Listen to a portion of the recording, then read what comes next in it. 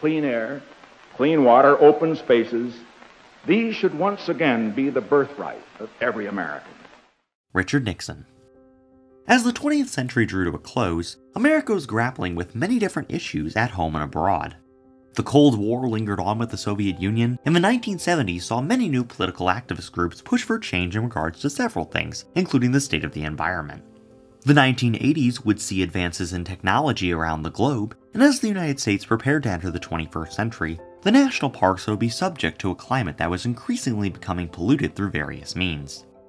Throughout it all, 6 US presidents oversaw these issues front and center, and it was up to them to decide how the national parks would survive for future generations to enjoy. These presidents were Richard Nixon, Gerald Ford, Jimmy Carter, Ronald Reagan, George H.W. Bush, and Bill Clinton, who as of this video's release is the most recent president to have a national park unit associated with them. Without further ado, for the final time, welcome back to RAC's Presidential Park Series, where we discuss US presidents through the national parks, honor and define them. Let's go. We begin with Richard Milhouse Nixon, who was born in 1913 in California. By 1930, he had begun studies at Whittier College and would eventually attend the School of Law at Duke University. When the Second World War broke out, Nixon served in the Pacific Sphere as a lieutenant commander in the Navy, and by 1950, he found himself in the US Senate.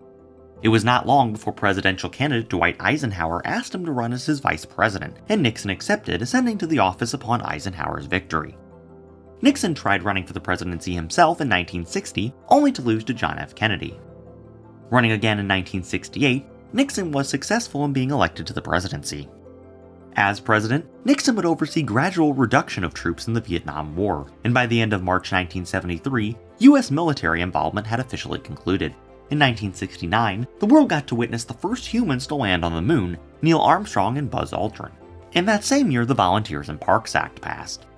This act allowed for volunteers to help out rangers with interpretive activities throughout the park system, and has been a beneficial relationship for the Park Service since its introduction. Nixon was re-elected to a second term in 1972, and that same year visited China, the first time in 25 years that the United States had made an effort at diplomacy with the country. The following year, the Endangered Species Act was passed, which made sure that government groups did not partake in actions that threatened any species or their habitats, especially those on the brink of extinction. This legislation helped pave the way for studies that would determine which species were endangered in national parks around the United States. Nixon's presidency, however, would soon be cut short. A scandal was uncovered that related to Nixon's re-election campaign, and after his vice president Spiro Agnew resigned due to other complications, Nixon nominated Gerald Ford to the vice presidency. As it became clear that Nixon would most likely be impeached, the president chose to resign from the presidency instead. On August 8, 1974, Nixon publicly announced his resignation, and the next day, he was out and Ford was in. Gerald R. Ford was born the same year as Nixon, but came from a very different background. Born in Omaha, Nebraska, Ford's family would eventually move to Grand Rapids, Michigan, where he would grow up. In his teenage years, Ford got into scouting, earning the rank of Eagle Scout, and eventually found interest in football, playing for the University of Michigan during his collegiate years. Graduating in 1935, he would head on to Yale University. It was during one of his collegiate summers that Ford became the first and so far only president to serve as a park ranger. Ford served at Yellowstone National Park as a seasonal ranger in the summer of 1936. Finishing studies at Yale in 1941, Ford then served in the armed forces in the Second World War like many other presidents before him. After the war, he would be elected to Congress in 1948, serving 25 years in the hallowed halls before becoming Nixon's VP and then president, the only person not to get elected to both positions.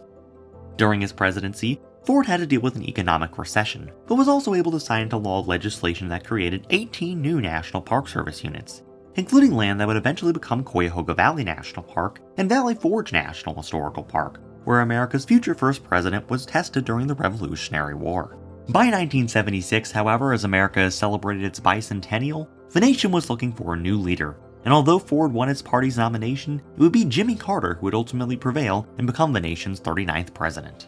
Born as the son of a peanut farmer in Plains, Georgia in 1924, James Carter Jr. grew up a kid of the 20th century South. Jimmy Carter National Historical Park preserves his boyhood home in Plains and showcases what growing up on a working farm looks like. Jimmy served in the Navy for 7 years following World War II and eventually worked his way up in the political ranks, becoming governor of Georgia in 1970. By the mid-70s, he was ready to run for the presidency and won it in 1976. Although the nation was still in a recession, Carter was able to gain some positives out of his time as president. The National Parks and Recreation Act of 1978 brought 15 recreation areas into the park system, including the Santa Monica Mountains, a part of the greater Los Angeles metro area. In 1980, Carter had what is considered one of the biggest expansions of the national park system to date, with the Alaska National Interest Lands Conservation Act.